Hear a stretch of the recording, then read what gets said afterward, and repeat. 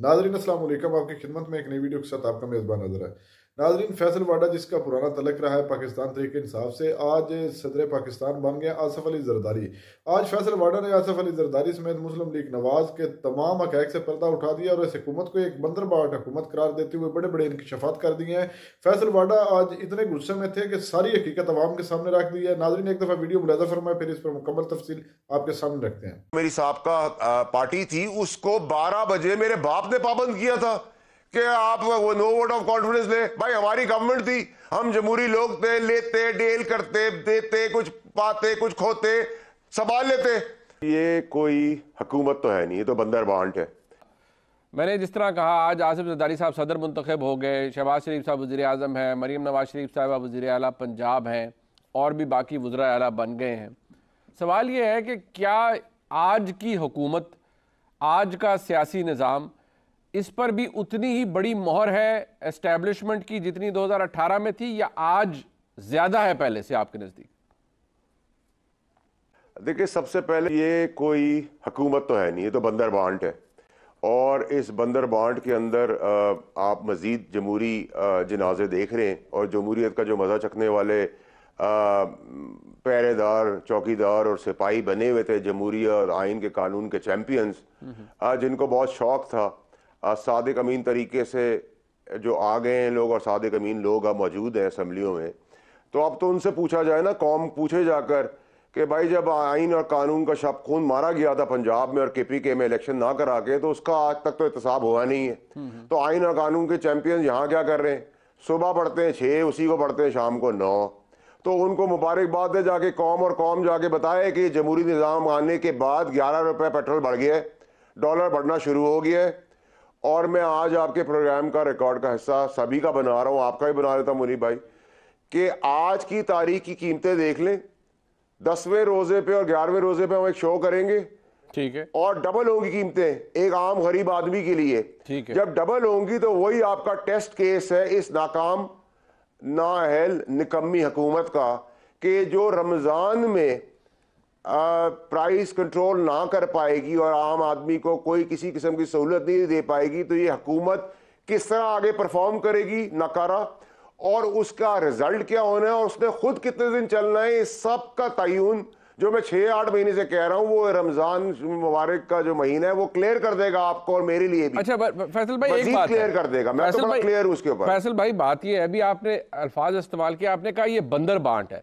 बात ये है कि बंदर बांट करने के लिए ना कोई एक अथॉरिटी होती है, कोई बंदर बांट करता है। ये बंदर बांट किसने की है आज की डिस्पेंसेशन के अंदर, ब्लैक एंड व्हाइट आपके नजदीक? देखिए मुनीब भाई, बड़ा मैं कैटेगोरिकली क्लियर हूं, ये आपका अदालती निज़ाम ने सारा कुछ किया है। जिन्होंने बेल दी है, जिन्होंने जेल दी है, जिन्होंने क्वालिफाई किया, जिन्होंने डिस्क्वालीफाई किया, जिन्होंने कभी सादिक अमीन बना दिया, कभी उनको करप्ट बना दिया है।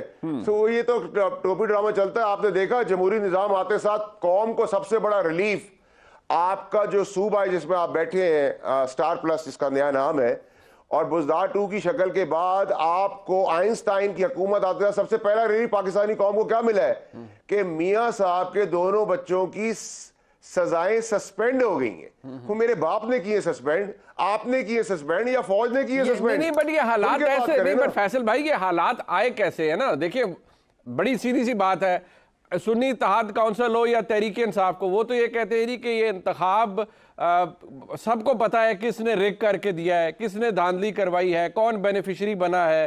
तो वो तो सीधा सीधा इल्ज़ाम पाकिस्तान के इस्टेब्लिशमेंट के ऊपर नजर लगाते हैं। 2018 से पहले अदालतें इस्तेमाल हुई, वो रिकॉर्ड का हिस्सा है, लेकिन वो भी करवाई गई। अगर आज किसी को रिलीफ मिल रहा है तो क्या ये तासुर ख़त्म हो चुका है कि नहीं जी वो फैसले इंडिपेंडेंट नहीं थे, ये तो सिर्फ अदलिया कर रही है जो कर रही है? आज भी कोई करने वाला होगा ना? देखिए बड़ा, इसको भी हम बड़ा क्लियर करके बात करते हैं, आप बड़ी सीधी सीधी बात हमेशा से करते आए। देखिए मुनीब साहब, हम बड़ी आसानी से कहते हैं कि जी फौज या एस्टैब्लिशमेंट इस पूरी कार्रवाई के पीछे।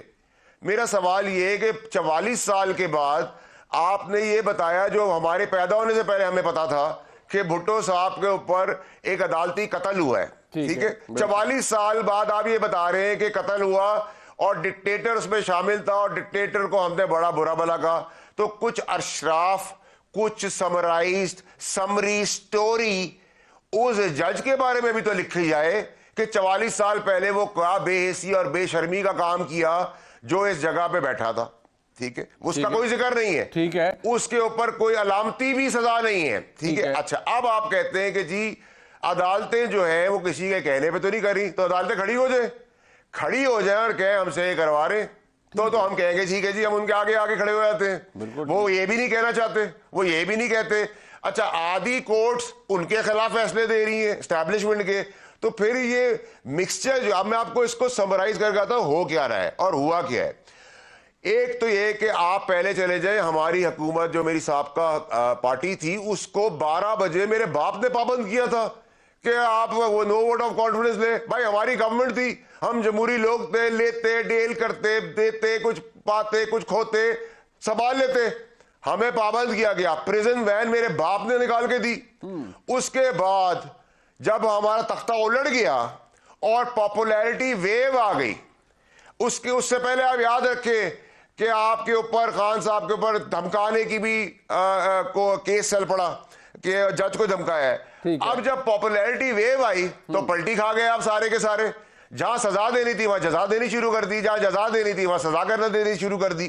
تو ٹوپی ڈرامہ قوم کے آگے کھل کے رکھے. اس وقت جو صورتحال ہے, اگر پچھلے 1 سال کے اندر, مطلب تقریباً ہم 10 مہینے ہو گئے 9 مئی کو, اور 10 مہینے کے اندر کیا آپ یہ سمجھیں گے کہ یہ پوری کی پوری عدلیہ کی ذمہ داری ہے کہ وہ 9 مئی کے اندر جو لوگ ملوث تھے وہ پروسیکیوٹ نہیں ہو سکے, لوگوں کو سزائیں نہیں ہو سکی؟ میں ملٹری کورٹس کی بات نہیں کر رہا, میں عام کورٹس کی بات کر رہا ہوں. تو کیا یہ نالائکی صرف جج صاحبان کی ہے یا پروسیکیوشن کی بھی ہے, یا جنہوں نے ایویڈنس دینے تھے ان کی بھی ہے, یا ان کی بھی ہے جنہوں نے JITs بنوائی تھی؟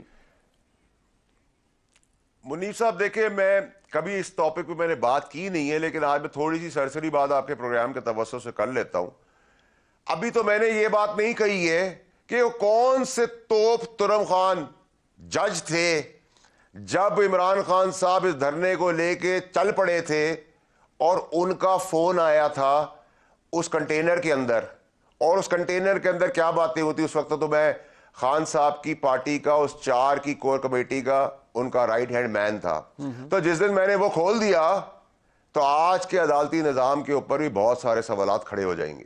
میں بہت ذمہ داری سے یہ بات کر رہا ہوں. ابھی تو میں آپ سے, اب مجھے آپ یہ بات بتائیں کہ اس ٹائم پر اس کھلواڑ کے اندر کون کون تھے, اس کھلواڑ کو ریورس کرنے میں کون کون تھے, یہ کیوں نہیں کر رہی بھائی کورٹ؟ آپ فائز عیسیٰ صاحب ہیں. ناظرین, جیسے کہ آپ نے ویڈیو ملاحظہ فرمائی, ناظرین بالکل فیصل واڈا صاحب جتنی باتیں کر رہے ہیں بالکل حقیقت پر مبنی ہے کہ اس ملک میں ابھی جو سسٹم چل رہا ہے ایک بندر بانٹ سسٹم چل رہا ہے. کل تک دیکھ لیں پیپلز پارٹی جو الیکشن سے پہلے یہ ایک دوسرے پر الزام کی بارش کرتے تھے. بلاول صاحب کہتے تھے کہ ہم کبھی بھی نون لیگ کے ساتھ نہیں بیٹھیں گے, اور آج جب دیکھ لیں اقتدار کی باری آئی ہے تو یہ 2 پارٹیاں اکٹھی ہوگی. ناظرین, یہ ان کے ڈرامے ہیں, یہ مسلسل پاکستان میں اسی طرح کرتے آئے ہیں اور یہی ان کا طریقہ کار ہے. یہ صرف عوام کو بیوقوف بنانے کے لیے یہ سارے ڈرامے رچاتے ہیں. ناظرین, فیصل واڈا صاحب نے جتنی باتیں کی ہیں وہ حقیقت پر مبنی ہے. بالکل اس وقت عدالتی نظام جو ہے وہ پاکستان کا وہ درم برم ہو چکا ہے, اور دیکھ لیں 44 سال بعد سزا جو ہے وہ کہا جاتا ہے کہ وہ غلط ہوئی تھی بھٹو صاحب کو. یہ بات بالکل ان کی حقیقت ہے. اب بے شک وہ فیصلہ غلط ہوا تھا تو کیا بھٹو صاحب واپس آ جائیں گے, یا جن جج صاحبان نے وہ فیصلہ دیا تھا ان کے ساتھ کوئی کارروائی ہوگی؟ کچھ بھی نہیں ہوگا. ناظرین, یہ صرف اور صرف اس وقت ملک پاکستان میں ایک ڈرامہ چل رہا ہے. ناظرین, میں فیصل واڈا صاحب کی جرأت کو سلام پیش کرتا ہوں جو بلا خوف بلا جھجک عوام کے سامنے سچی باتیں رکھتے ہیں, اور انہوں نے بتا دیا ہے کہ ہماری حکومت کو کس طرح گرایا گیا, اور جب ہم لانگ مارچ پہ نکلے تھے تو کون سے وہ جج صاحبان تھے جنہوں نے ہمیں کنٹینر میں کال کی تھی. ناظرین, اس سے صاف واضح نظر آ رہا ہے کہ اس وقت صرف اور صرف سیاستدان نہیں بلکہ پاکستان کے تمام ادارے بھی ان کے ساتھ ملے ہوئے ہیں, اور یہ ملک میں جو ہے امن اور خوشحالی چاہتے ہی نہیں ہے. یہ اسی طرح چاہتے ہیں کہ ملک کا سسٹم چلتا رہے اور ہم اس ملک پر مسلط رہیں, اس ملک کو لوٹ مات کرتے رہیں. انشاءاللہ تعالی اللہ تعالیٰ ایک دن اس ملک کو آزاد ان ظالموں سے ضرور کرائے گا, اور اس وقت پاکستان کی مقبول ترین جماعت PTI ہے اور عوام اس کے ساتھ ڈٹ کر کھڑی ہے. انشاءاللہ اللہ جلد بہتر کرے گا. ناظرین, آپ نے ویڈیو ملاحظہ فرمائی, اس ویڈیو کے بارے میں آپ کی کیا رائے ہے کمنٹ سیکشن میں اپنی قیمتی رائے دیجیے, اور اگلی ویڈیو تک اپنے میزبان کو دیجیے اجازت. اللہ حافظ.